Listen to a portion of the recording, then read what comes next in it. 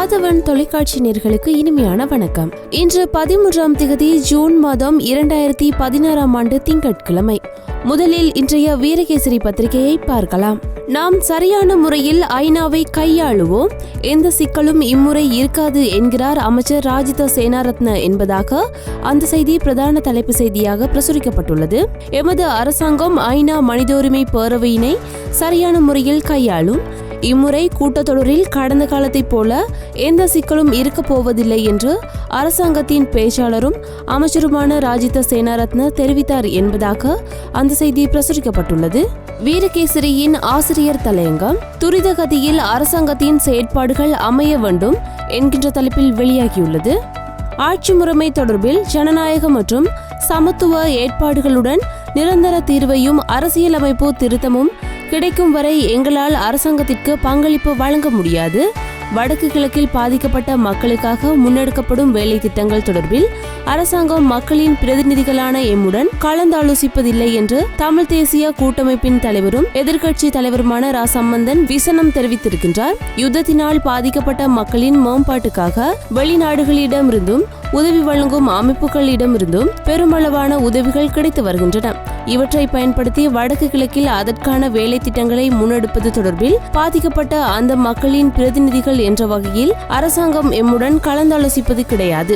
இலங்கையின் வரலாற்றில் நாம் இன்று முக்கியமானதொரு காலகட்டத்தில் இருக்கின்றோம். மக்கள் மத்தியில் நல்லிணக்கம் ஏற்படுவது அவசியமாக உள்ளது. யுத்தம் முடிவடைந்து 7 வருடங்களும் புதிய ஜனாதிபதி பதவியேற்று 17 மாதங்களும் புதிய அரசாங்கம் ஆட்சிக்கு வந்து 9 மாதங்களும் ஆகின்றன. இன்னும் நல்லிணக்கத்திற்கான முறையான நடவடிக்கைகள் இன்னும் எடுக்கப்படவில்லை. அரசாங்கம் எதையும் செய்யவில்லை என்பது இதன் அர்த்தமல்ல. பாதிக்கப்பட்ட மக்கள் திருப்திப்படும் வகையிலும் நம்பிக்கையை ஏற்படுத்தும் வகையிலும் இன்னும் பல நடவடிக்கைகளை அரசாங்கம் செய்திருக்கலாம் என்று சம்பந்தன் எம்பி சுட்டிக்காட்டியுள்ளார் என்பதாக அதனை வலியுறுத்தி இன்றைய ஆசிரியர் தலையங்கம் வெளியாகியுள்ளது. அடுத்ததாக வீரகேசரியின் மலையக பக்கத்தில் வெளியாகிய செய்தியாக அனைத்து இன மக்களையும் அரவணைக்கும் வகையில் புதிய யாப்பு அமைத்தல் வேண்டும் என்பதாக அந்த செய்தி வெளியாகியுள்ளது. இலங்கையின் கடந்த கால அரசியல் அமைப்புகள் இதுவரை காலமும் பெரும்பான்மையினரை மட்டுமே திருப்திப்படுத்துவதாக இருந்து வந்துள்ளன. இதனால் நாட்டில் ஐக்கியத்திற்கும் குந்தகம் ஏற்படுவதோடு இன்னும் பல பாதகமான விளைவுகளும் ஏற்பட்டன. இந்நிலையில் புதிய அரசியலமைப்பானது சகல இன மக்களுக்கும் சம உரிமை வழங்குவதோடு சகலரையும் அரவணைத்து செல்லும் அரசியல் யாப்பாகவும் அமைதல் வேண்டும் என்று இலங்கை தொழிலாளர் காங்கிரசின் உப தலைவர் எஸ் அருள்சாமி தெரிவித்தார் என்பதாக அந்த செய்தி பிரசுரிக்கப்பட்டுள்ளது. அடுத்ததாக தினக்குரல் பத்திரிகையை பார்க்கலாம். வெளிநாட்டு நீதிபதிகள் பங்கேற்பதை நிராகரிக்கும் கொழும்பின் நிலைப்பாட்டை சர்வதேசம் ஏற்குமா? ஜெனீவா பேரவை அமர்வு இன்று ஆரம்பம் என்பதாக அந்த செய்தி பிரதான தலைப்பு செய்தியாக பிரசுரிக்கப்பட்டுள்ளது. ஜெனீவாவில் உள்ள ஐநா மனித உரிமைகள் பேரவையின் 32வது அமர்வு இன்று திங்கட்கிழமை ஆரம்பமாகின்றது. இந்த அமர்வில் இலங்கை தொடர்பான வாய்மூல அறிக்கையை ஐநா மனித உரிமைகள் பேரவையின் உயர்ஸ்தானிகர் இளவரசர் அல் ஹுசைன் இம்மாத இறுதியில் வெளியிடுவார் என எதிர்பார்க்கப்படுகிறது என்பதாக அந்த செய்தி பிரதான தலைப்பு செய்தியாக பிரசுரிக்கப்பட்டுள்ளது.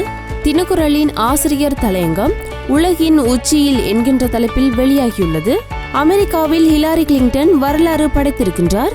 ஜனாதிபதி தேர்தலில் போட்டியிடும் 2 பிரதான கட்சிகளில் ஒன்றான ஜனநாயக கட்சியின் சார்பில் போட்டியிடுவதற்கு தேவையான பிரதிநிதிகளின் ஆதரவை அவர் வென்றிருப்பதுடன் ஜனாதிபதி ஒபாமாவின் அங்கீகாரத்தையும் பெற்றிருக்கிறார்.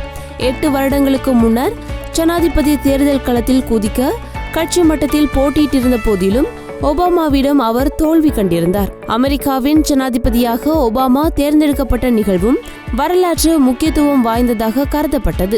முதலாவது ஆப்பிரிக்க அமெரிக்கர் ஒருவர் ஜனாதிபதியாக போட்டியிடுவதற்கு தெரிவு செய்யப்பட்ட பின்னர் தேர்தலில் வெற்றி பெற்றதை சாதனையாக உலகம் நோக்கியது. அதேபோன்று அமெரிக்காவின் பிரதான அரசியல் கட்சியின் சார்பில் போட்டியிடுவதற்கு ஹிலாரி தெரிவு செய்யப்படுவது உறுதியாகியுள்ள நிலையில் இதனை பாரிய மாற்றமாக சர்வதேசம் பார்க்கிறது. அடுத்த மாதம் நடைபெறவுள்ள ஜனநாயக கட்சியின் மாநாட்டிலேயே ஜனாதிபதி வேட்பாளராக ஹிலாரி கிளின்டன் தெரிவு செய்யப்பட்டமைக்கான உத்தியோகபூர்வமான அங்கீகாரம் வழங்கப்படும் என்பதாக அதனை வலியுறுத்தி இன்றைய ஆசிரியர் தலையங்கம் பிரசுரிக்கப்பட்டுள்ளது. அடுத்ததாக சுடரொளி பத்திரிகையை பார்க்கலாம். வெளிநாட்டு நீதிபதிகள் எமக்கு தேவையில்லை, மீண்டும் அடித்து கூறுகிறார் மைத்திரி என்பதாக அந்த செய்தி பிரதான தலைப்பு செய்தியாக பிரசுரிக்கப்பட்டுள்ளது.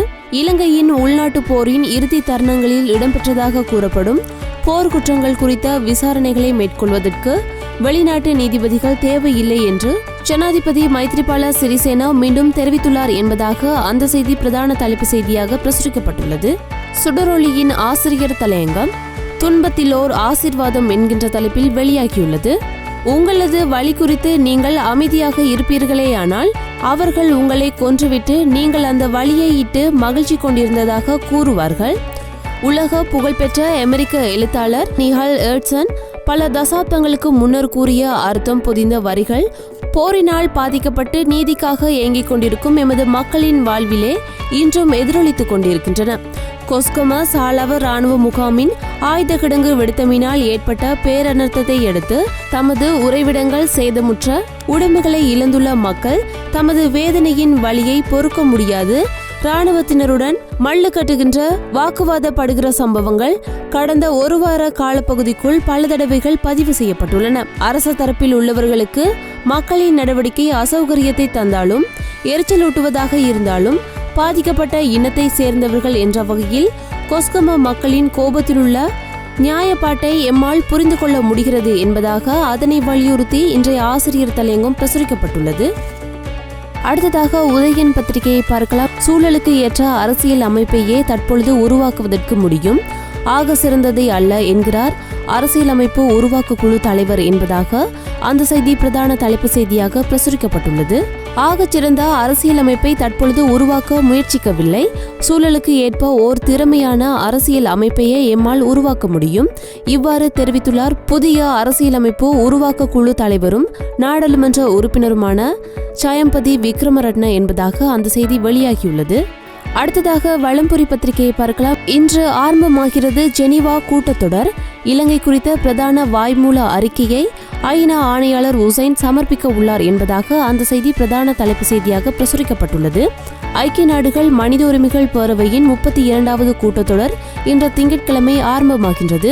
எதிர்வரும் ஜூலை மாதம் 1ஆம் தேதி வரை நடைபெறவுள்ள இந்த கூட்டத்தொடரில் இலங்கை நிலவரம் தொடர்பான பிரதான வாய்மூல அறிக்கை சமர்ப்பிக்கப்பட உள்ளமையின் காரணமாக இலங்கைக்கு மிகவும் முக்கியத்துவம் மிக்க கூட்டத்தொடராக இது காணப்படுகிறது என்பதாக அந்த செய்தி வெளியாகியுள்ளது. அடுத்ததாக ஆங்கில பத்திரிகையான டெய்லி மிரர் பத்திரிகையை பார்க்கலாம். சாலாவ ராணுவ முகாமில் ஏற்பட்ட தீ விபத்தினால் பாதிக்கப்பட்ட மக்களுக்கு நிவாரணம் வழங்குதல், குறித்த பகுதிக்கு அபிவிருத்தி நடவடிக்கைகளை மேற்கொள்ளுதல், மீள் பணிகளை ஆரம்பித்தல் என்பன தடையின்றி முன்னெடுக்கப்படும் என்று பிரதமர் ரணில் விக்ரமசிங்க தெரிவித்துள்ளார் என்பதாக அந்த செய்தி பிரசுரிக்கப்பட்டுள்ளது.